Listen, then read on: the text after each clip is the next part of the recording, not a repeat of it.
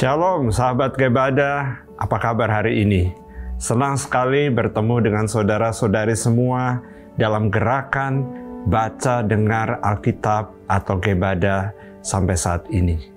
Saudara, kita masih akan terus fokus mengikuti pembacaan kitab Kisah Para Rasul. Dan hari ini kita akan membaca dan mendengar pembacaan pasal 3, 4, dan 5. Mari kita memperhatikan dua hal ini, bahwa firman Allah terus meluas dan gereja terus bertumbuh.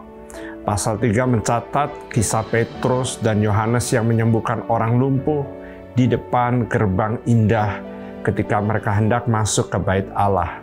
Setelah itu dilanjutkan dengan khotbah Petrus di Serambi Salomo. Di sini kita bisa melihat khotbah yang khas dari gereja mula-mula. Inti dari khotbah Petrus itu adalah Tuhan Yesus, khususnya kesaksian tentang penyaliban dan kebangkitannya. Kemudian kita bisa melihat desakan bagi pendengar untuk bertobat. Itulah yang dicatat di pasal 3. Satu hal yang perlu kita perhatikan hari ini adalah meski gereja berkembang pesat, ada masalah negatif di baliknya. Mengapa demikian? Inilah yang terjadi jika banyak orang percaya berkumpul. Salah satu faktor negatif yang sangat terasa adalah penganiayaan dari luar mulai datang. Tercatat bahwa Mahkamah Agama menangkap para rasul dan menginterogasi mereka. Namun, para rasul ini sangat berani. Salah satu rahasia untuk memperoleh keberanian adalah dengan dipenuhi Roh Kudus. Kita dapat melihat bahwa mereka memberitakan kabar baik dengan penuh percaya diri dan tanpa ragu. Saat itu, gereja berdoa bagi mereka saat mereka menderita. Kita dapat melihat bahwa cara gereja menghadapi penganiayaan sejak dulu hingga sekarang adalah melalui doa. Di saat yang sama, kita dapat melihat bahwa dengan berbagi harta benda satu sama lain, terbentuklah komunitas kasih yang kudus yang berbeda dengan dunia pada umumnya. Sedangkan pada pasal 5, unsur negatif yaitu nafsu manusia tercatat dalam peristiwa Ananias dan Safira yang sungguh memilukan. Saudara, saat membaca pasal 3, 4, dan 5 hari ini, saya harap kita dapat membandingkannya dengan keadaan gereja di masa sekarang. Saya harap firman Tuhan hari ini akan menjadi berkat yang besar bagi Anda.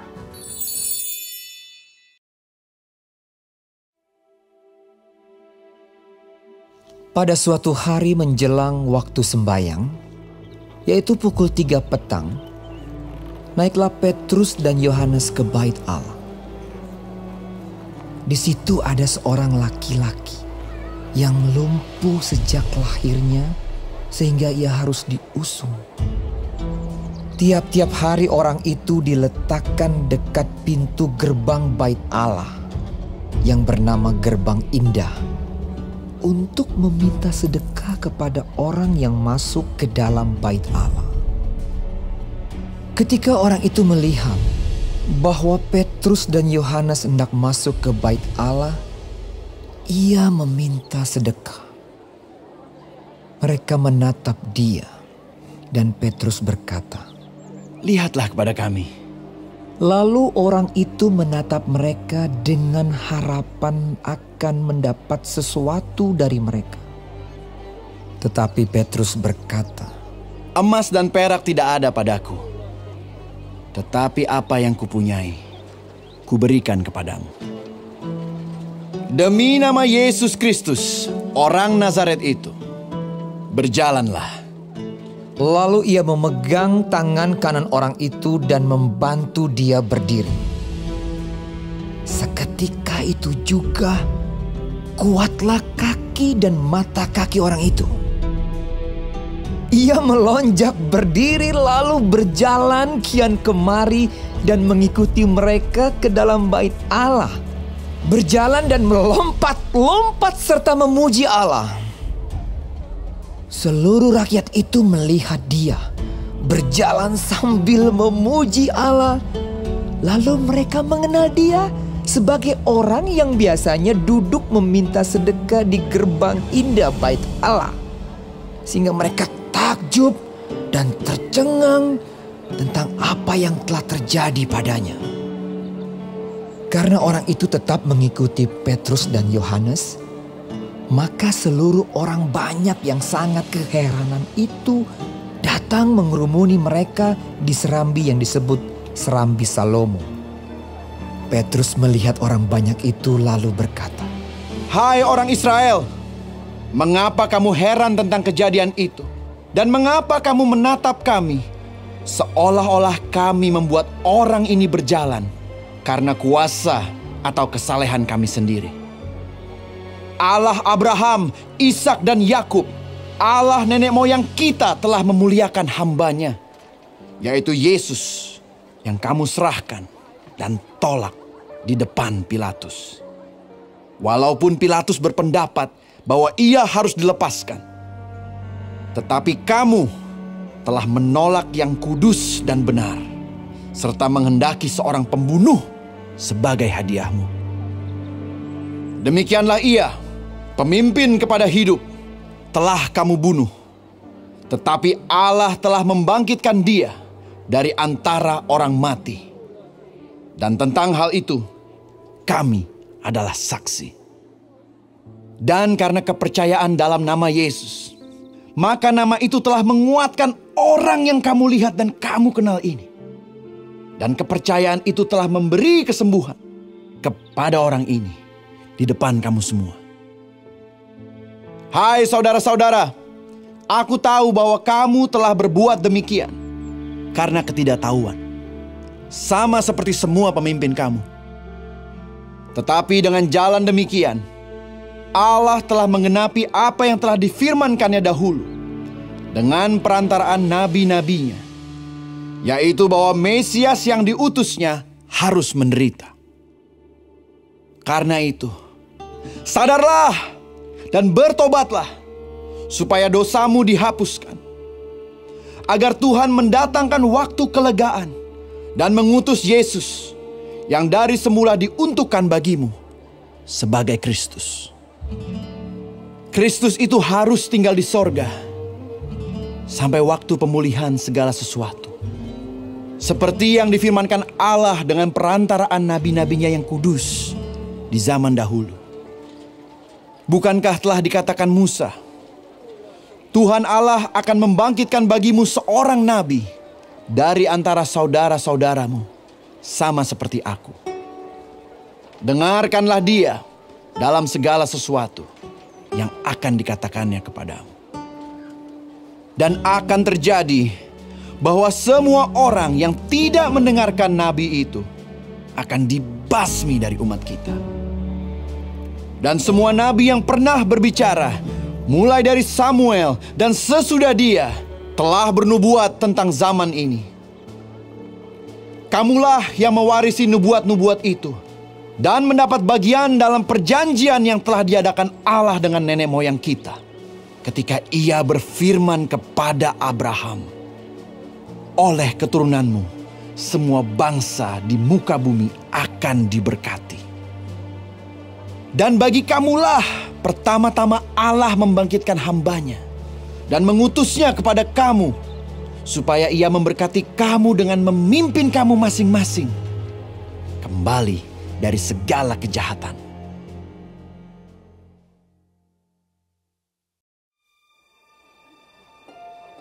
Ketika Petrus dan Yohanes sedang berbicara kepada orang banyak, mereka tiba-tiba didatangi imam-imam dan kepala pengawal Bait Allah serta orang-orang Saduki.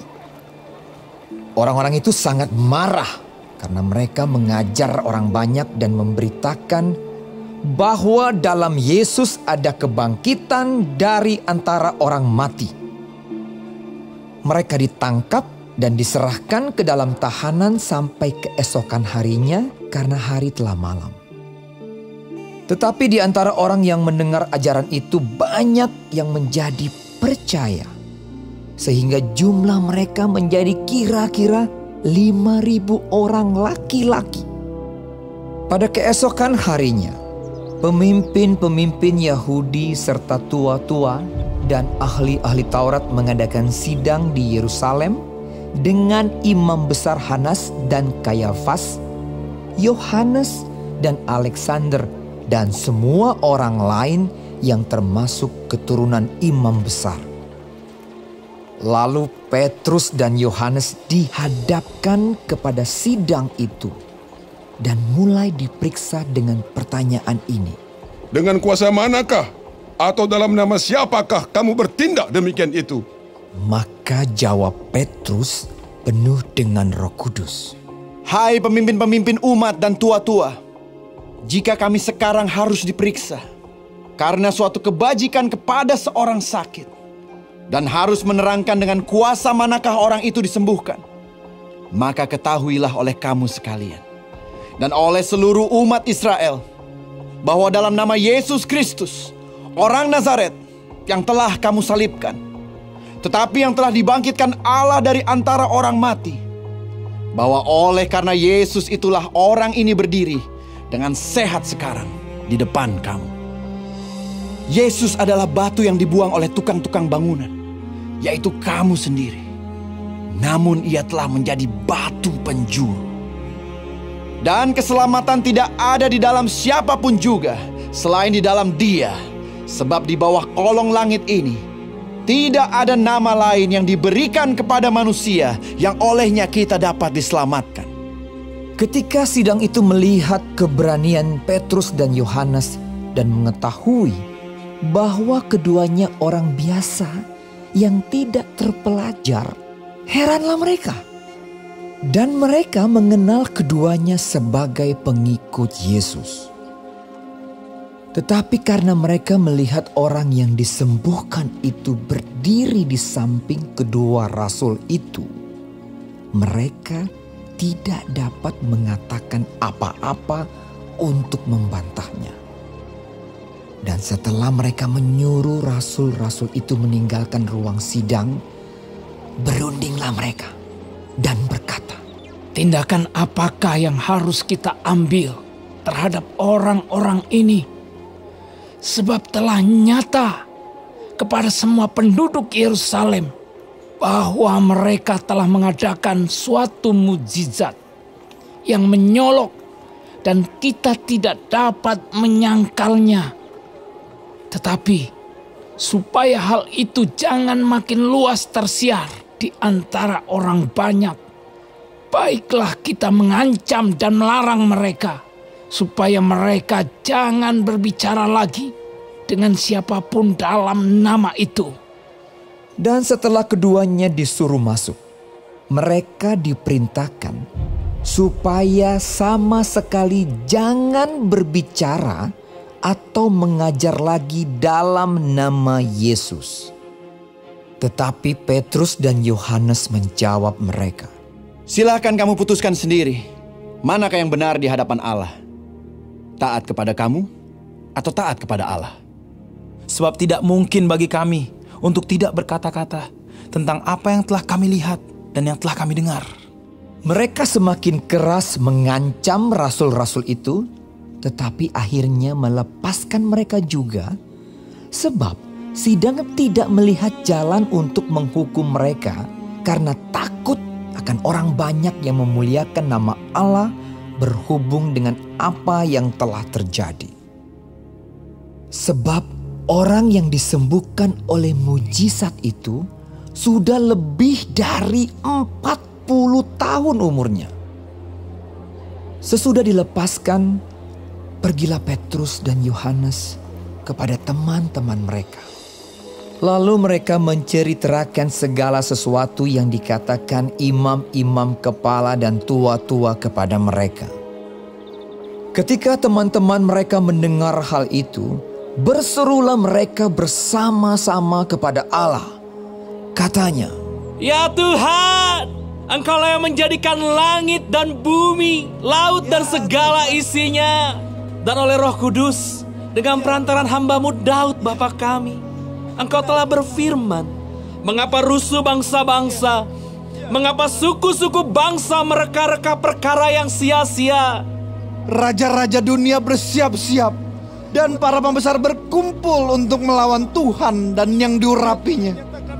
Sebab sesungguhnya telah berkumpul di dalam kota ini Herodes dan Pontius Pilatus beserta bangsa-bangsa dan suku-suku bangsa Israel melawan Yesus, hamba-Mu yang kudus, yang Engkau urapi, untuk melaksanakan segala sesuatu yang telah Engkau tentukan dari semula oleh kuasa dan kehendak-Mu.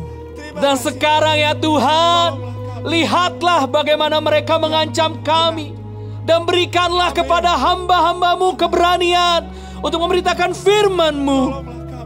Ulurkanlah tangan-Mu untuk menyembuhkan orang.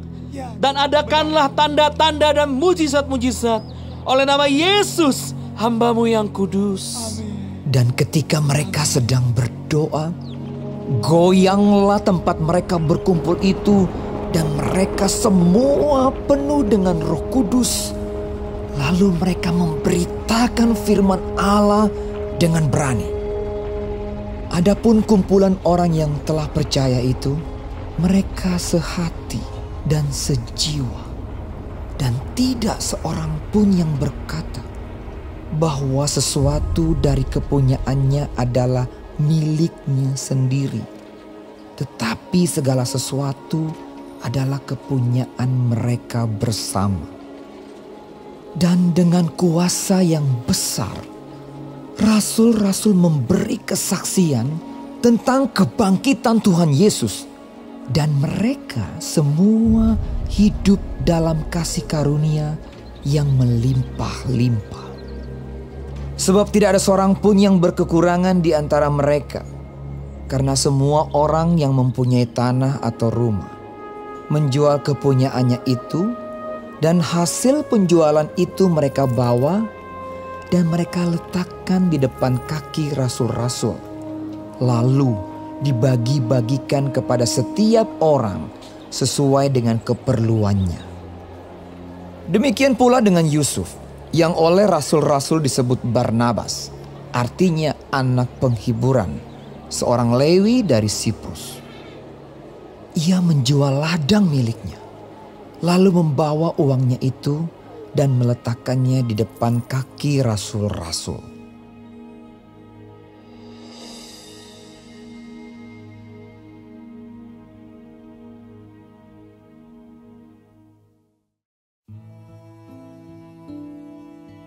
Ada seorang lain yang bernama Ananias. Ia beserta istrinya Safira menjual sebidang tanah. Dengan setahu istrinya, ia menahan sebagian dari hasil penjualan itu, dan sebagian lain dibawa dan diletakkannya di depan kaki rasul-rasul. Tetapi Petrus berkata, Ananias, mengapa hatimu dikuasai iblis, sehingga engkau mendustai Roh Kudus dan menahan sebagian dari hasil penjualan tanah itu? Selama tanah itu tidak dijual, bukankah itu tetap kepunyaanmu? Dan setelah dijual, bukankah hasilnya itu tetap dalam kuasamu? Mengapa engkau merencanakan perbuatan itu dalam hatimu? Engkau bukan mendustai manusia, tetapi mendustai Allah. Ketika mendengar perkataan itu, rebahlah Ananias dan putuslah nyawanya. Maka sangatlah ketakutan semua orang yang mendengar hal itu. Lalu datanglah beberapa orang muda. Mereka mengapani mayat itu, mengusungnya keluar dan pergi menguburnya. Kira-kira 3 jam kemudian, masuklah istri Ananias. Tetapi ia tidak tahu apa yang telah terjadi. Kata Petrus kepadanya, Katakanlah kepadaku, dengan harga sekiankah tanah itu kamu jual? Jawab perempuan itu, Betul sekian. Kata Petrus, Mengapa kamu berdua bersepakat untuk mencobai Roh Tuhan? Lihatlah, orang-orang yang baru mengubur suamimu berdiri di depan pintu, dan mereka akan mengusung engkau juga keluar. Lalu rebahlah perempuan itu seketika itu juga di depan kaki Petrus, dan putuslah nyawanya. Ketika orang-orang muda itu masuk, mereka mendapati dia sudah mati. Lalu mereka mengusungnya keluar dan menguburnya di samping suaminya. Maka sangat ketakutanlah seluruh jemaat dan semua orang yang mendengar hal itu. Dan oleh rasul-rasul diadakan banyak tanda dan mujizat di antara orang banyak. Semua orang percaya selalu berkumpul di serambi Salomo dalam persekutuan yang erat. Orang-orang lain tidak ada yang berani menggabungkan diri kepada mereka. Namun mereka sangat dihormati orang banyak. Dan makin lama, makin bertambahlah jumlah orang yang percaya kepada Tuhan, baik laki-laki maupun perempuan. Bahkan mereka membawa orang-orang sakit keluar ke jalan raya dan membaringkannya di atas balai-balai dan tilam, supaya apabila Petrus lewat, setidak-tidaknya bayangannya mengenai salah seorang dari mereka. Dan juga orang banyak dari kota-kota di sekitar Yerusalem datang berduyun-duyun, serta membawa orang-orang yang sakit dan orang-orang yang diganggu roh jahat. Dan mereka semua disembuhkan. Akhirnya mulailah imam besar dan pengikut-pengikutnya, yaitu orang-orang dari mazhab Saduki, bertindak sebab mereka sangat iri hati. Mereka menangkap rasul-rasul itu, lalu memasukkan mereka ke dalam penjara kota. Tetapi waktu malam, seorang malaikat Tuhan membuka pintu-pintu penjara itu dan membawa mereka keluar. Katanya, "Pergilah, berdirilah di bait Allah dan beritakanlah seluruh firman hidup itu kepada orang banyak." Mereka mentaati pesan itu, dan menjelang pagi masuklah mereka ke dalam bait Allah, lalu mulai mengajar di situ. Sementara itu imam besar dan pengikut-pengikutnya menyuruh mahkamah agama berkumpul, yaitu seluruh majelis tua-tua bangsa Israel, dan mereka menyuruh mengambil rasul-rasul itu dari penjara. Tetapi ketika pejabat-pejabat datang ke penjara, mereka tidak menemukan rasul-rasul itu di situ. Lalu mereka kembali dan memberitahukan. Katanya, "Kami mendapati penjara terkunci dengan sangat rapinya, dan semua pengawal ada di tempatnya di muka pintu. Tetapi setelah kami membukanya, tidak seorang pun yang kami temukan di dalamnya." Ketika kepala pengawal bait Allah dan imam-imam kepala mendengar laporan itu, mereka cemas dan bertanya, apa yang telah terjadi dengan rasul-rasul itu? Tetapi datanglah seorang mendapatkan mereka dengan kabar. "Lihat, orang-orang yang telah kamu masukkan ke dalam penjara ada di dalam bait Allah dan mereka mengajar orang banyak." Maka pergilah kepala pengawal serta orang-orangnya ke bait Allah, lalu mengambil kedua rasul itu, tetapi tidak dengan kekerasan, karena mereka takut kalau orang banyak melempari mereka. Mereka membawa keduanya dan menghadapkan mereka kepada mahkamah agama. Imam besar mulai menanyai mereka. Katanya, "Dengan keras kami melarang kamu mengajar dalam nama itu. Namun ternyata kamu telah memenuhi Yerusalem dengan ajaranmu, dan kamu hendak menanggungkan darah orang itu kepada kami." Tetapi Petrus dan rasul-rasul itu menjawab, katanya, "Kita harus lebih taat kepada Allah daripada kepada manusia. Allah nenek moyang kita telah membangkitkan Yesus yang kamu gantungkan pada kayu salib dan kamu bunuh. Dialah yang telah ditinggikan oleh Allah sendiri dengan tangan kanannya menjadi pemimpin dan juru selamat, supaya Israel dapat bertobat dan menerima pengampunan dosa. Dan kami adalah saksi dari segala sesuatu itu. Kami dan Roh Kudus yang dikaruniakan Allah kepada semua orang yang mentaati Dia. Mendengar perkataan itu sangatlah tertusuk hati mereka. Dan mereka bermaksud membunuh rasul-rasul itu. Tetapi seorang Farisi dalam mahkamah agama itu yang bernama Gamaliel, seorang ahli Taurat yang sangat dihormati seluruh orang banyak, bangkit dan meminta supaya orang-orang itu disuruh keluar sebentar. Sesudah itu ia berkata kepada sidang, "Hai orang-orang Israel, pertimbangkanlah baik-baik apa yang hendak kamu perbuat terhadap orang-orang ini. Sebab dahulu telah muncul si Teudas yang mengaku dirinya seorang istimewa, dan ia mempunyai kira-kira 400 orang pengikut.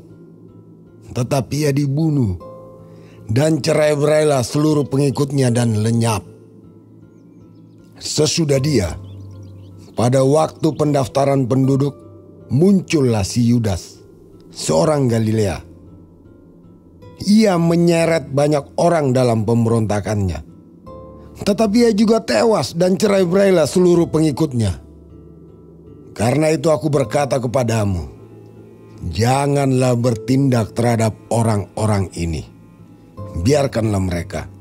Sebab jika maksud dan perbuatan mereka berasal dari manusia, tentu akan lenyap. Tetapi kalau berasal dari Allah, kamu tidak akan dapat melenyapkan orang-orang ini. Mungkin ternyata juga nanti bahwa kamu melawan Allah." Nasihat itu diterima. Mereka memanggil rasul-rasul itu, lalu menyesah mereka dan melarang mereka mengajar dalam nama Yesus. Sesudah itu mereka dilepaskan. Rasul-rasul itu meninggalkan sidang mahkamah agama dengan gembira, karena mereka telah dianggap layak menderita penghinaan oleh karena nama Yesus. Dan setiap hari mereka melanjutkan pengajaran mereka di Bait Allah dan di rumah-rumah orang, dan memberitakan Injil tentang Yesus yang adalah Mesias.